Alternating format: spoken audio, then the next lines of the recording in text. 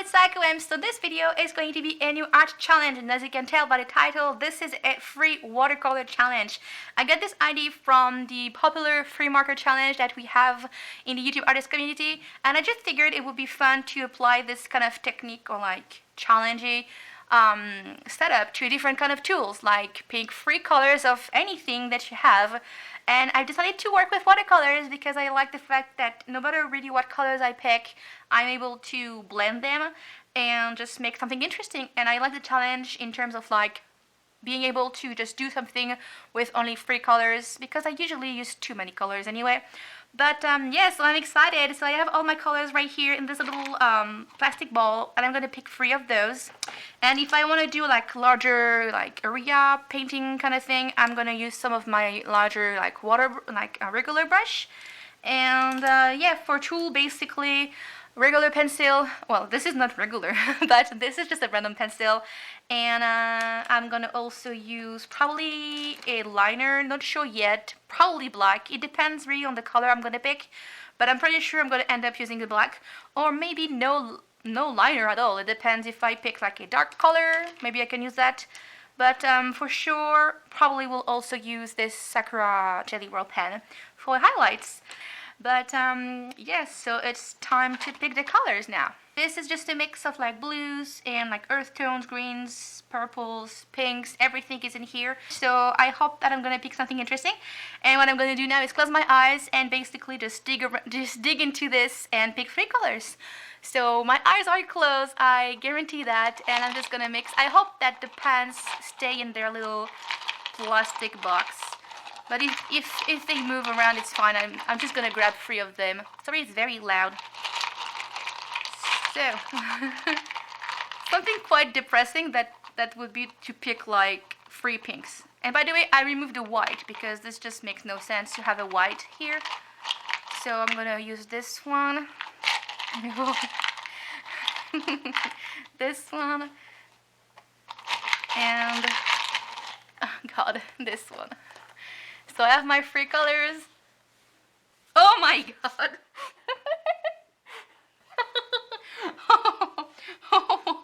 Oh yes! Oh my god! Oh my god!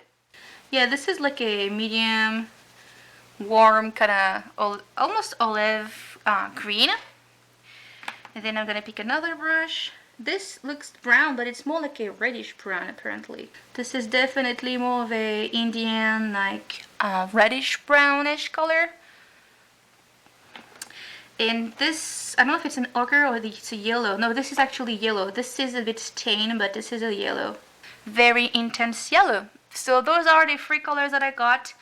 One thing that I like is that actually I am able to mix all of them. So hope you like this challenge, and hopefully this turned out great. So here we go.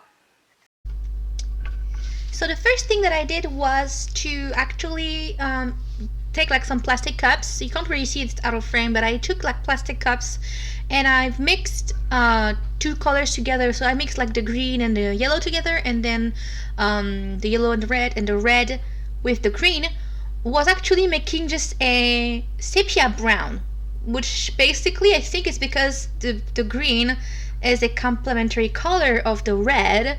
So my reddish brown turned into more of an ashy brown because I had green to it. I didn't realize that until I was actually mixing it. And so my kind of weird like fluke picking those colors turned into like a very fall theme artwork with like lots of browns and greens and yellows. And so I was really, really happy, although it was still challenging. So I'm gonna tell you exactly what was the challenging part and what was really like fun and very interesting to do. So the first challenge was to actually draw because I usually have at least 1 or 2, even 3 steps of like sketching before even starting to color on like a piece of scrap paper or whatever. And this time I had to actually draw directly on my like basic background, and I was like, oh my god. So I ended up doing an elf, And oh my god, it's a guy. Definitely looks more like a boy, kind of elf. That was my kind of character. At first I wasn't sure, but I was like, okay, let's just decide. And I still had some like jewelry kind of. I just like that it's an elf, so it's like they tend to be very like, I wouldn't say that they look feminine, but I don't know, wanted to have this some kind of mix, like you don't know, you know. And I guess this is my excuse to draw a guy that kind of looks not like a guy, but whatever. I still like the character. And so that's it for like the drawing part. And then I was like, okay, what can I do in terms of shading? Because basically what I had to, like, the challenge was like, I had to use the same color to like for every shadows, because my yellow was very light. The green, which I thought was more like of an olive kind of green, was actually a very bright green. So my only options to shade was to actually use the reddish, like the Indian red, which is like one of this dark brown that I had, and that was my darker shade. So I kind of had to use that everywhere almost. And if I was mixing it with the sepia, I was able then to actually not the sepia, sorry. If I was mixing my red with the screen, I got like a sepia brown. So that was my darker color.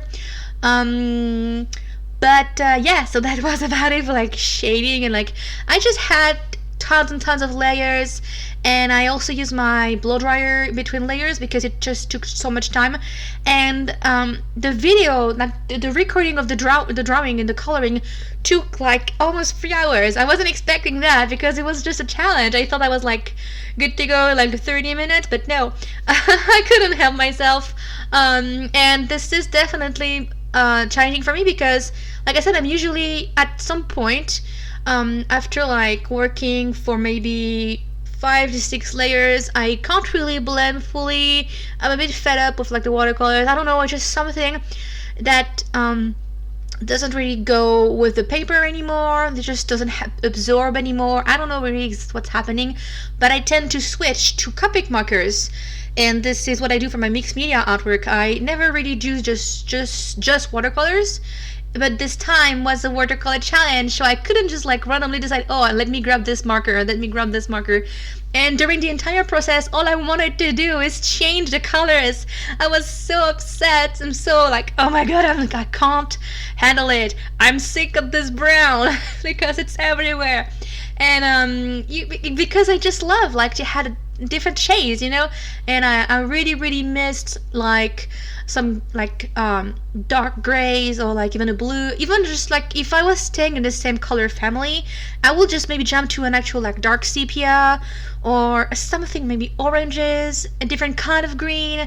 I was still able to like blend and fully mix, and I really want to do more of this type of artwork where I'm deciding myself, okay, you're just gonna work with like a limited palette, because it gives so much interesting details, because I'm forced to, I guess, connect everything together. And like this hacks, I guess the thing is, I have to use the same color to shade and like for the shadows, so it gives like this glassy kind of like not monochrome effect, but you know what I mean. Like this already creates an ambience and a feeling, and I feel like it's just, yeah, it helps, I guess, building up the unity of the piece, because the same color is used for every shadow of like this ambient light kind of thing. And the light also is the same kind of color, because all my yellows are like, and I tried my best to just create contrast.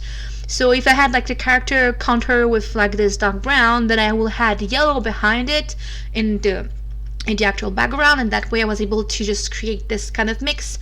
But yeah, that was definitely a lot of fun. It took a lot more time than expected, but yeah. And after like working with those watercolors, I basically removed my paper from the pad, and I've used my Unipin fine liner, and I had to switch to a different one because the 0.1 was really too fragile for this type of paper.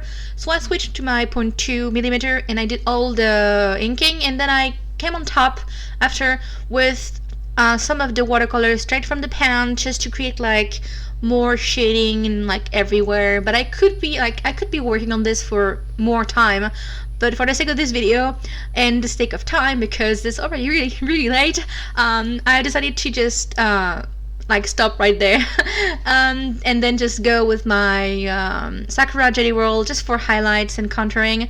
And yeah, so I really like the outcome, and so I hope you'll like it too. And if you want to do this challenge, I think it's very interesting, especially if you're into watercolors, to just get out there, just take a piece of paper, like your watercolor, sketchbook, whatever, and just grab 3 shades and just do something with it, because I think it's a very interesting training, and this is pushing me to just work with just watercolors instead of just always be like, oh, what can I do to save my work? I had to do the best I could with what I had. So I'm really happy with the result, though, even though, yeah, it was quite like hard in a way. And so something that I don't do often, this actual original is in my shop if you want to get it, and I'm definitely going to do more of this like free color challenge. I think the colored pencil would be really challenging, so I'm looking forward to do that. And so yeah, I think that's pretty much it for this video, guys. So thank you so much for watching, and I'll see you next week. Bye bye.